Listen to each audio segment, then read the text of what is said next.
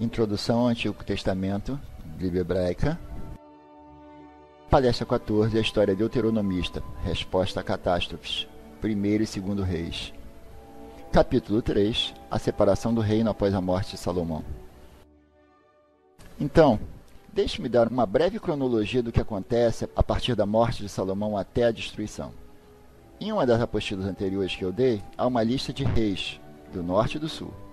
Isso não é algo que você precisa memorizar, e eu certamente não vou forçá-los. Mas se você quiser manter uma pontuação, essa é uma lista que você pode consultar. Então, quando Salomão morreu em 922, a estrutura que tinha sido erguida por Davi e Salomão caiu nesses dois estados rivais. E um deles, é claro, vai ser muito forte. Você tem o reino do norte, de Israel, e o reino do sul, chamado Judá. Cada um com seu próprio rei.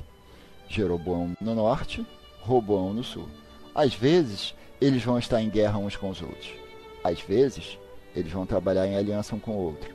Mas 200 anos depois, a partir de 922 até 722, 200 anos depois, o reino do norte, Israel, vai cair sob o império assírio.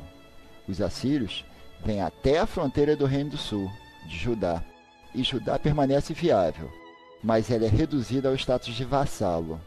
É tributada por essa nova potência mundial. Finalmente, Judá será destruída cerca de 150 anos mais tarde, em cerca de 587-586. Os babilônios, o Império Neobabilônico, conquistou os assírios e eles assumem o controle sobre o Antigo Oriente Próximo e tomam o Reino do Sul. Agora, a história do Reino do Norte, Israel, que é apresentada em Reis, é colorida por uma perspectiva judaica e é altamente negativa e altamente polêmica. Então Salomão foi sucedido por seu filho, Roboão. Mas as 10 tribos do norte se revoltaram quando ele se recusou a aliviar sua carga fiscal. Eles então se aproximaram dele e perguntaram se eles poderiam ter algum alívio, e ele lhes respondeu com muito rigor. Então eles se revoltaram, e um reino separado foi estabelecido sob a regra do israelita Jeroboão, bem no final do século X. Então agora, dividido nesses dois reinos, eles começam a perder o poder. Provavelmente perder qualquer controle que possam ter tido sobre os territórios distantes. Então, vamos nos concentrar primeiro no reino do norte de Israel. A área foi mais dividida por rivalidades tribais e tradições religiosas do que Judá. Você tem 10 tribos nessa região.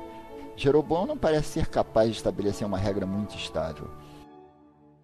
1 Reis, capítulo 12, nos fala do esforço de Jeroboão para quebrar a ligação com o centro religioso tradicional de Jerusalém, no sul.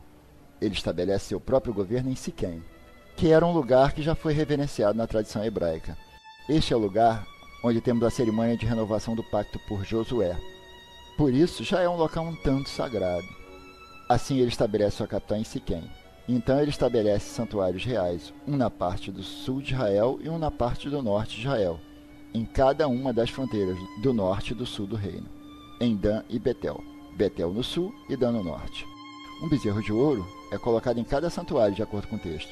E isso é visto pelo historiador deuteronomista como um pecado terrível. Na verdade, a história é escrita de uma forma que deliberadamente ecoa a história do bezerro de ouro, que foi feita por Arão em Êxodo 32. Há ecos linguísticos que tornam muito claro que devemos ver isso como um pecado tão grande como o pecado de Arão. Pode muito bem ser que Jeroboão tivesse feito isso porque ele era um bom javista e estava apenas tentando estabelecer santuários alternativos para Yahvé, que rivalizassem com os de Jerusalém. Mas o historiador deuteronomista quer ver isso como outro exemplo de idolatria e, portanto, deliberadamente ecoa o pecado original do culto dos bezerros de ouro, quando se fala sobre a atividade de Jeroboão. Ele se refere a seu centro de culto como idolatria ilegítima. Jeroboão é representado pelo escritor bíblico como tendo feito concessões inaceitáveis às práticas de adoração dos cananeus, e por isso ele é criticado por esse fato. Apesar de seus melhores esforços, sua realeza é bastante instável. E, na verdade, na história de 200 anos do reino, o reino do norte de Israel, teremos 7 dinastias diferentes ocupando o trono. Houve grande prosperidade material no reino do norte. Apenas escolhi uns reis para destacar, de forma que eles não devem ser entendidos como necessariamente sequência. Eu só escolhi alguns destaques. Mas o reinado de Onri foi o período de alguma prosperidade material e de seu filho, Acabe. Acabe foi na primeira parte do século IX.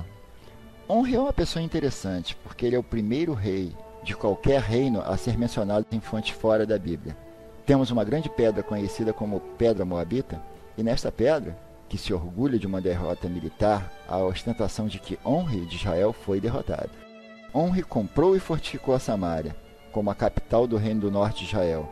A arqueologia realmente revela que esta era, na verdade, uma grande e magnífica cidade nesse momento. Mas, novamente, os editores deuteronomistas vão julgá-lo muito mal. Ele desobedeceu a Deus. Seu filho, Acabe, também entra mal na imprensa.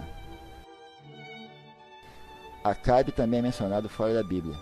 Temos uma inscrição de um rei assírio que descreve uma coalizão de israelitas e sírios que lutou contra os assírios. E Acabe é mencionado nessa inscrição. Onri e Acabe eram claramente muito poderosos e influentes na região. Eles até mesmo são mencionados fora da Bíblia.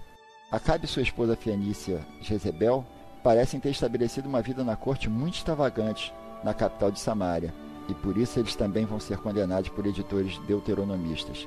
Jezebel era fenícia, e quando Jezebel tentou estabelecer o culto de seu fenício Baal como culto oficial de Israel, ela construiu um templo para Baal na Samária.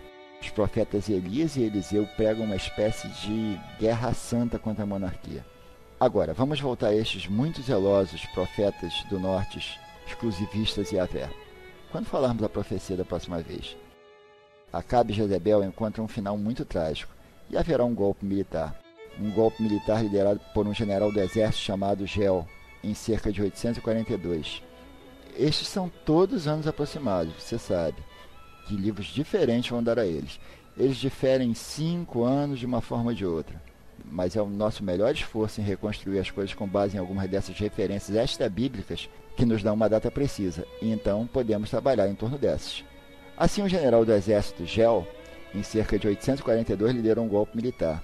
Ele foi ungido rei pelo profeta Eliseu, e ele teve uma vingança muito sangrenta contra Jezebel. Jezebel e os sacerdotes de Baal foram abatidos, diz o texto.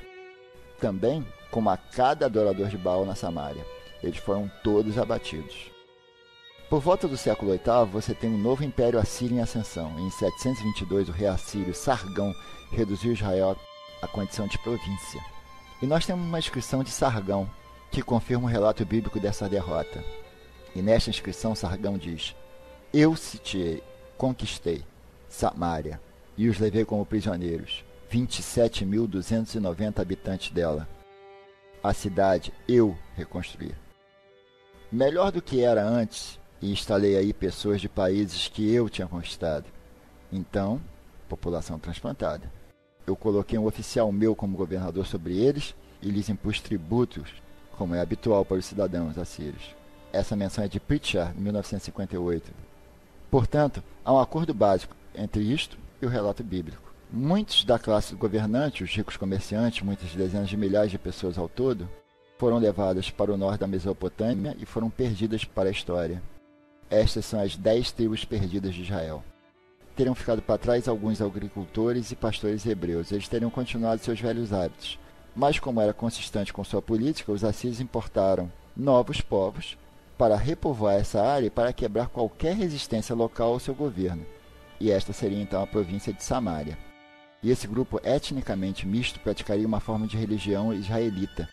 Mas o editor deuteronomista não a vê como legítima, e finalmente os samaritanos seriam desprezados pelos judeus do Reino do Sul, os judeus de Judá.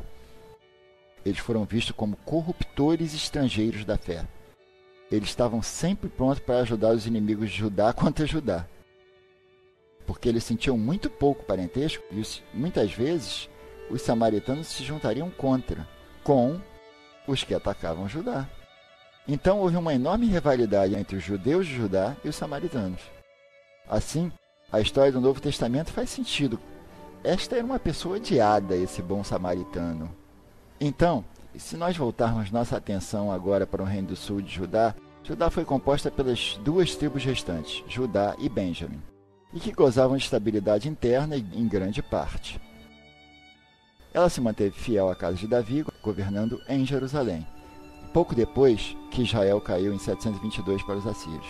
Os homens de Judá, cujo rei naquela época era o rei Ezequias, de modo que o rei Ezequias teve de concordar com um acordo com a Assíria, eles tornaram-se aliados sujeitos ou vassalos da Síria. Mas Ezequias começou a se preparar para a rebelião, começou a fazer alianças com os vizinhos, e isso levou os assírios a marchar e pôr um cerco em Jerusalém. Isso teria acontecido em cerca de 701, e este cerco é descrito em fontes assírias. Por isso temos registros independentes dele, a partir de fontes assírias. Lemos ali: quanto a Ezequias, o judeu de Ehud, certo? O judeu, ele não se submeteu ao meu jugo. Eu o cerco a 46 de suas cidades, fortalezas muradas, e etc. Eu expulsei 200.150 pessoas. A ele mesmo fiz prisioneiro em Jerusalém, sua residência real, como um pássaro em uma gaiola. Essa citação também é de Pritchard, 1958. Mas, eventualmente, os assírios realmente retiraram o cerco. Judá foi capaz de resistir ao cerco, preservar sua própria realeza. O Império Assírio cairá em 612. Essa é a queda de Nínive. Você pode ter ouvido falar nisso em algum momento. E eles vão cair devido ao crescimento dos babilônios, o Império Neo-Babilônico. É o Império Neo-Babilônico que vai conseguir derrubar Judá, sob Nabucodonosor, da Babilônia, em 587 ou 586. Os muros de Jerusalém são desmontados, muitos membros das classes sociais, as classes mais abastadas, vão ser levados para o exílio na Babilônia. E estes hebreus não desaparecerem no esquecimento após a perda de sua independência política e de sua base geográfica é devido em grande parte à interpretação dos eventos previstos pela escola deuteronomista.